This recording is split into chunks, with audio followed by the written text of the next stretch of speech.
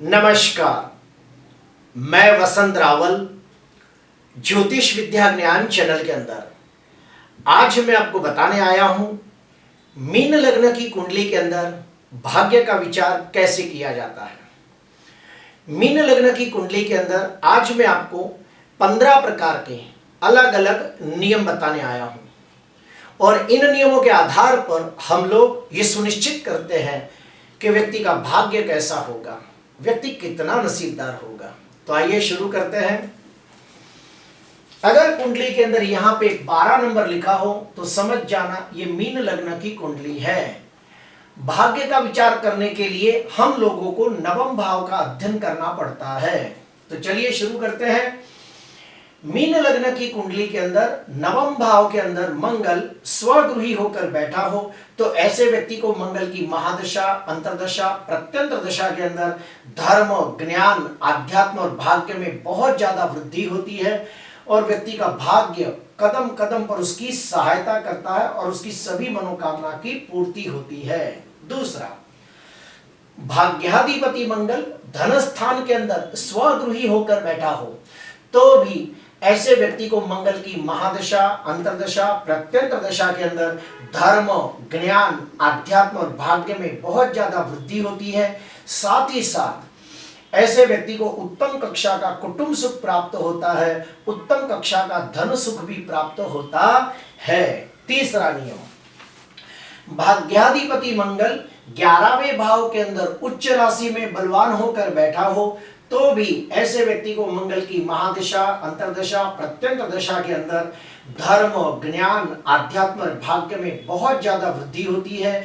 व्यक्ति का नसीब कदम कदम पर उसकी सहायता करता है और उसकी सभी मनोकामना की पूर्ति होती है। चौथा, भाग्याधिपति मंगल प्रथम भाव के अंदर स्वगृही गुरु के साथ अंशात्मक युति करके बैठा हो तो सोने पे सुहागा जैसा फल मिलता है। क्यों? क्योंकि यहाँ पर गुरु स्वगृही होकर हंस योग नामक पंच महापुरुष राजयोग बनाता है। गुरु यहाँ दिग्बली भी होता है। गुरु नवम दृष्टि से भाग्य स्थान को देखता है। मंगल गुरु की युति औदार्य योग बनाती है। तो ऐसे व्यक्ति को मंगल और गुरु इन ग्रहों की महादशा, अंतरदशा, प्रत्यंतर दशा के अंदर धर्म, ज्ञान, आध्यात्म और भाग्य में वृद्धि होती है और व्यक्ति का नसीब कदम कदम पर उसकी सहायता करता है। साथ ही साथ ऐसा व्यक्ति स्वस्थ, तंदुरुस्त, निरोगी जीवन व्यतीत करता है और समाज के अंदर मान, सम्मान, पद प्रतिष्ठा की प्राप्ति करता है।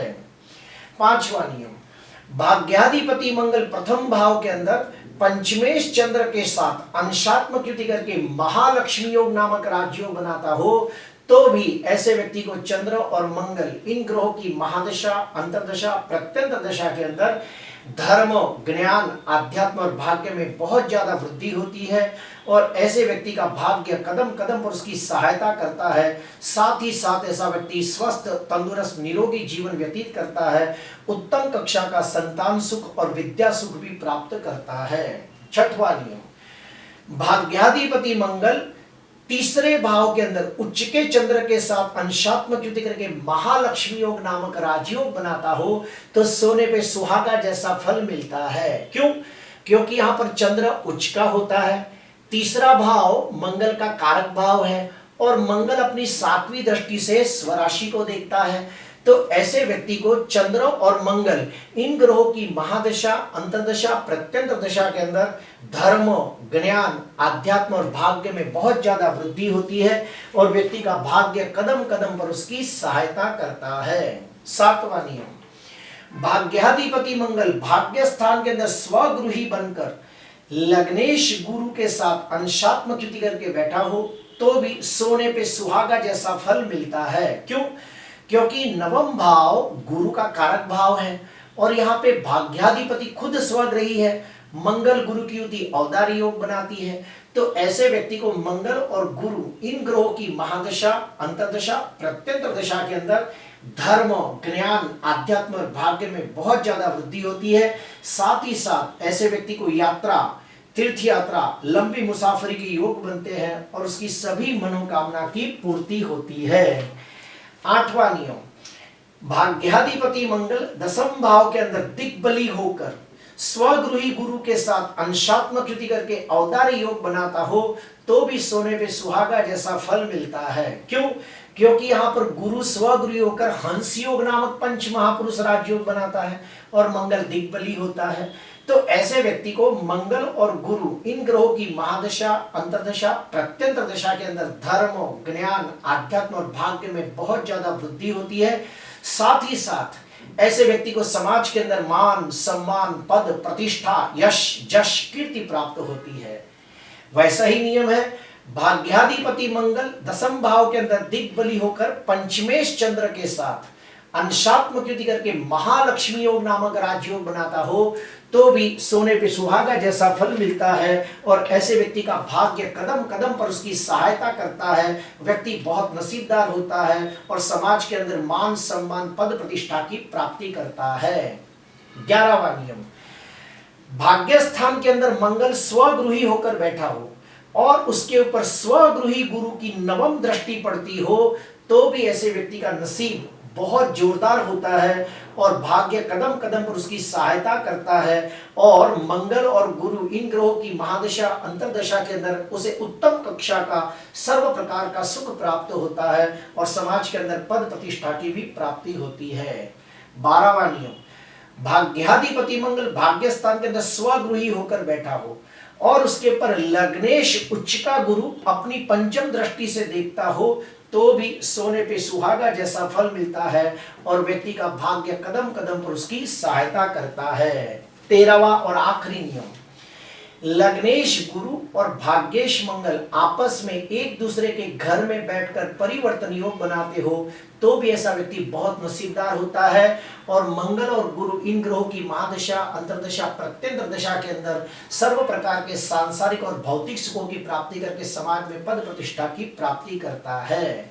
अभी हम लोग अशुभ के बारे में जानेंगे कि अशुभ फल कैसे मिलता है। तो सुनिए, भाग्याधिपति मंगल नीच राशि में निर्बल होकर पाप ग्रहों से दृष्ट या पाप ग्रहों से पीड़ित होता हो तो भाग्य की हानि होती है और व्यक्ति बहुत मेहनत करने के बावजूद उन्नति, प्रगति, विकास नहीं कर पाता। दूसरा, भाग्याधिपति मंगल राहु के साथ अंशात्मक युति करके अंगारक योग नामक अशुभ योग बनाकर 6वें, 8वें या 12वें भाव में बैठा हो तो भी भाग्य की हानि होती है। भाग्य कमजोर होता है, निर्बल होता है, पीड़ित होता है और व्यक्ति बहुत मेहनत करने के बावजूद उन्नति, प्रगति, विकास नहीं कर पाता। तीसरा, भाग्य स्थान पाप कर्तरी योग में हो या फिर भाग्याधिपति मंगल पाप कर्तरी योग में हो तो भी भाग्य की हानि होती है और व्यक्ति को बहुत संघर्ष में जीवन व्यतीत करना पड़ता है। आखिरी, भाग्याधिपति मंगल अस्त का हो, मृत अवस्था में हो, भाग्याधिपति मंगल नवमांश में नीच का हो, षडबल में बलहीन हो, शत्रु नक्षत्र में बैठा हो तो भी भाग्य की हानि होती है।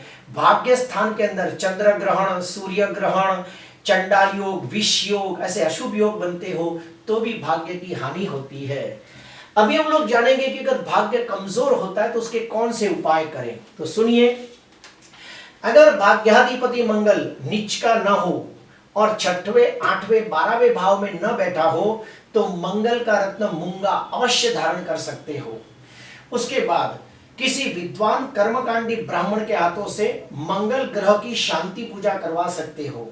तीसरा, ओम ह्रीम भौमाय नमः, ओम ह्रीम भौमाय नमः, ये मंत्र का रोज 108 जाप करना चाहिए। चौथा, रोज हनुमान चालीसा का पाठ करना चाहिए।